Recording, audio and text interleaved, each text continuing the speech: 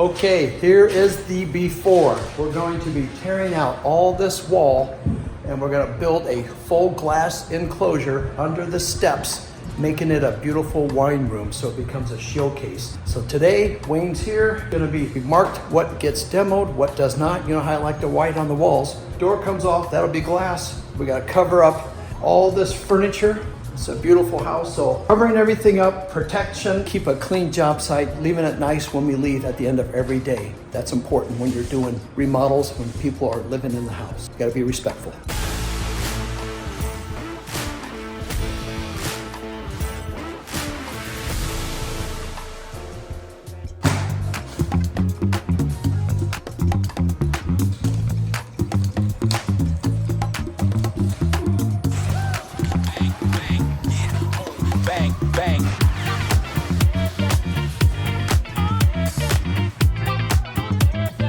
Okay, in doing so, what I need to be concerned about is if that wall that I'm removing is a header that's holding up above. I've looked at the homeowner's plans, and the plans show a steel beam or a header running from that wall all the way across to that wall. So everything in the middle there is just a decorative wall that allows you to fill in under the steps. But I want to double check that when Wayne removes everything so I'm not taking out a load bearing wall. We'll see how it looks once Wayne starts demoing.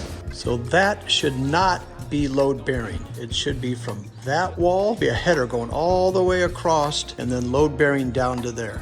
So I should be able to take all that out. All right, Wayne, it's looking good. See, I like how you covered everything up. So now that we have this drywall off in here, what we're gonna double check is if that's a load bearing corner.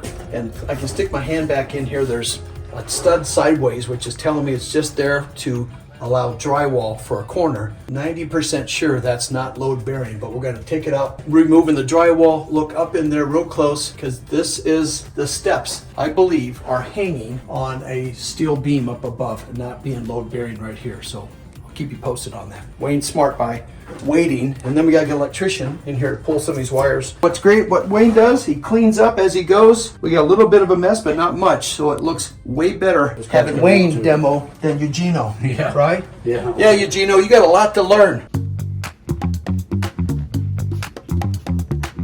I just got done finishing with a meeting with the glass wall guy, and so it's always important to bring the subs along ahead of time before you get something built. Because what's interesting is I was trying to do a full door, and that's like over 42 inches and it's close to 10 foot tall. Here's the problem. The glass can only be so big and the hinges can only handle so much weight.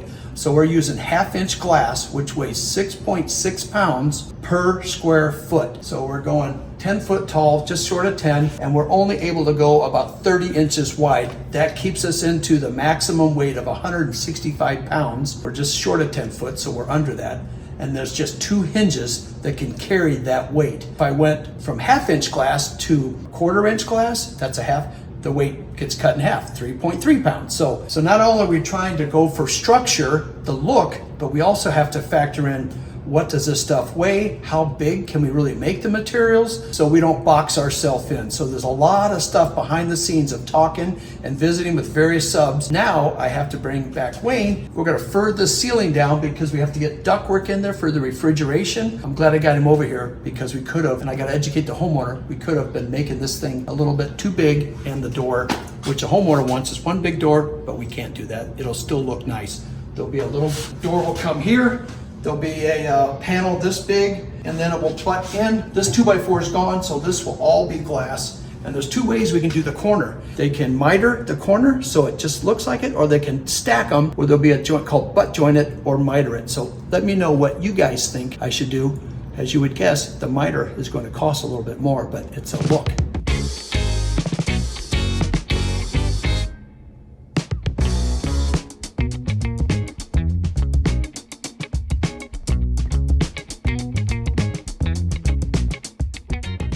All right, guys, this is the day we've been waiting for the longest time. These are all custom cabinets that are building out this wine cellar. And because they're custom and it's special wood, I think we're doing a mahogany, which is kind of really nice for wine cellars. That took a lot of time. And plus this cabinet shop is extremely good, which means they're busy. Anyway, the homeowner's been very patient because their basement has been looking like this for like 6 months to do a wine cellar under the steps. Bringing you guys up to speed, as we demoed everything, closets and doors, we opened everything up and made sure there was nothing load bearing, and there wasn't. So what we're doing, why you see purple on the drywall, is because that's a moisture resistant drywall. Because this is going to be a conditioned space, air conditioned, has a higher humidity, we want to make sure that it's not problematic. So that's why we see it there. Once these cabinets get installed, then we're going to put a stone wall on here, and this is all floor to ceiling glass. So it's really going to make a statement when you come downstairs, and it's truly a functioning refrigerated wine cellar. So let's take a look at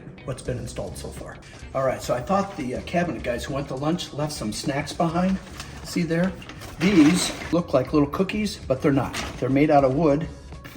Yeah, made out of wood, and they're called like little shim biscuits, because that's what it looks like. So they use those to tighten things up together, glue them in. You don't see them, but that's the magic of what they're doing here. So here's all the shelving. We're gonna have some doors down below. This door, let me swing it shut, is gonna be kind of a hidden door, because you need to get into the space, because behind here is where all the air conditioning that comes out. So there are gonna have to be some vents cut in to get the airflow. These wires have been well thought out. That's all this is gonna be backlit. We see we got grooves on everything.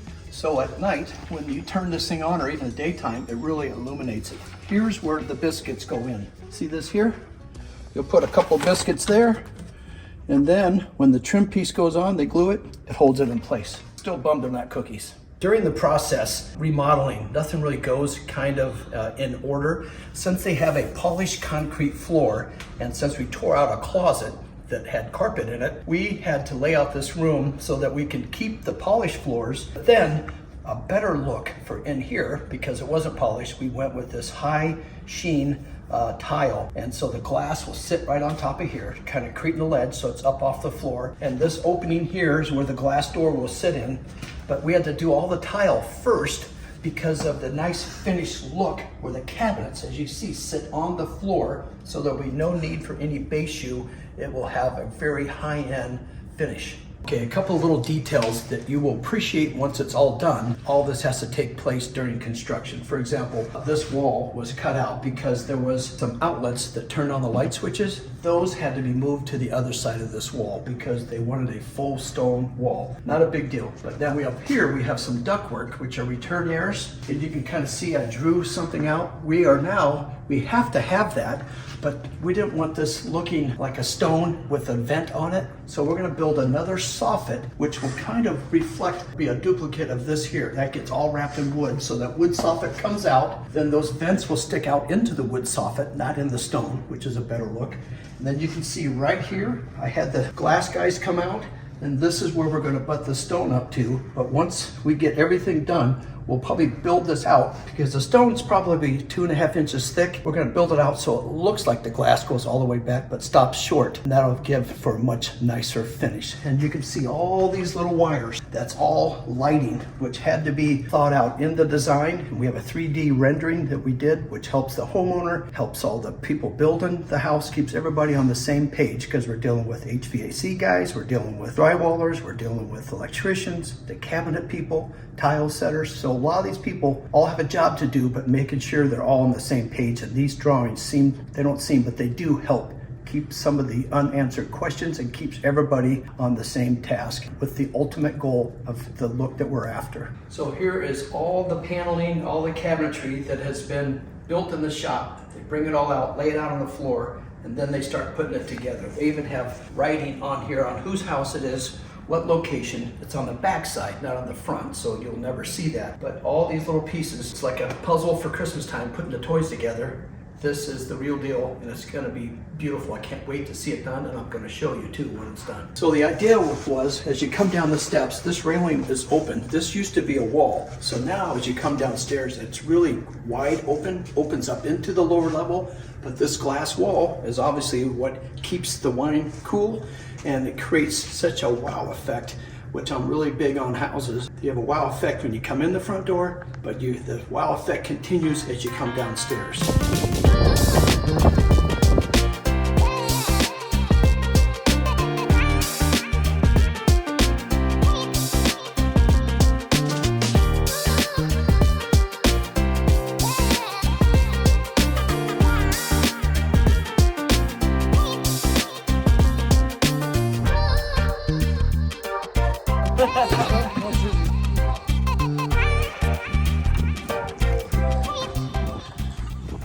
Another thing on remodels, there's not always easy access to the home. So luckily this house has a walkout basement, which means we have full access downstairs. So the guys are able to park their trucks out front. They have to carry all the stone all the way around back because there's a fence, sloped, can't really get any equipment in here. So today's a big setup day, preparing the floors, bringing all the equipment down, saws, getting it set up. We're going to be cutting the stone, not in the house, but outside. So we want to cut it out here in the yard so the dust and the dirt and the mess stays out over this way, plus the wind's working to our favor. So this is a setup today, get started today, and then have a full day tomorrow finishing everything. To say it should be 2 days, and we're going to have a time lapse for everything.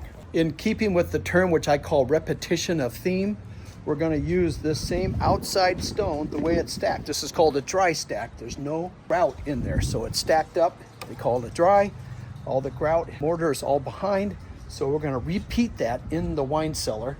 So now they got to start prepping the floors, and we're also have a spot where they have a boat will mount on the wall. We got a plaque set up for it, so the stone will go around it, and that will look nice too. So a neat little feature that the homeowner thought of, and it's going to add to the overall look of the wine cellar once it's all done. All right, since we got all the glass in, that was a big event. This is one huge solid piece, as you saw it sitting on the van. And now this has been built, so we have to take measurements to build an exact size door. It's going to go floor to ceiling, nothing from the top. So we want to have this all looking, have continuity. A 10-foot ceilings is what we have here.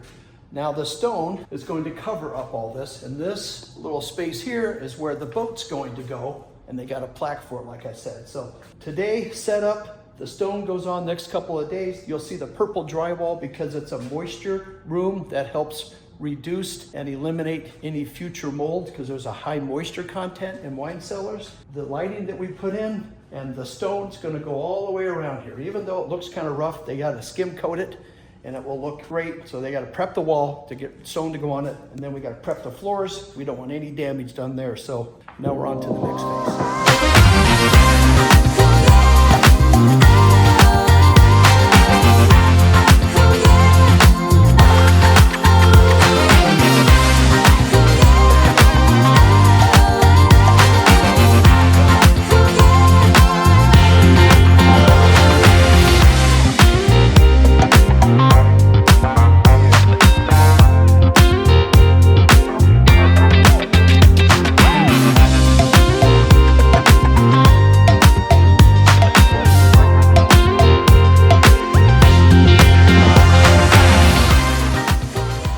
Guys, we're wrapping up this wine cellar. Here's what it looked like before we started. It was just a closet under the steps, just a utilitarian space. We found the opportunity. They wanted a wine cellar, and when we got into it, we decided just to go under the steps, but then we decided let's go across, and that was a great addition that the homeowner came up with.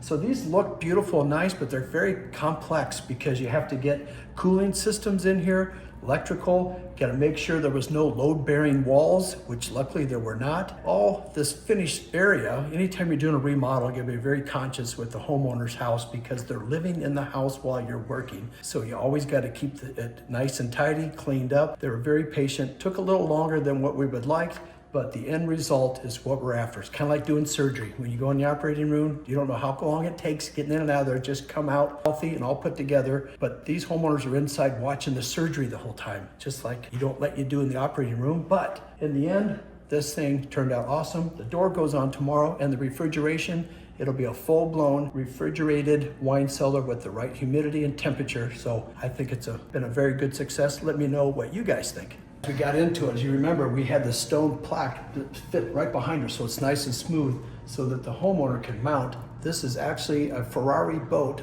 a replica obviously, but I believe it's one of the rare or the only boats that Ferrari was involved with in making. So here, this has a little home now, before sitting on a shelf somewhere. It turned out very nice.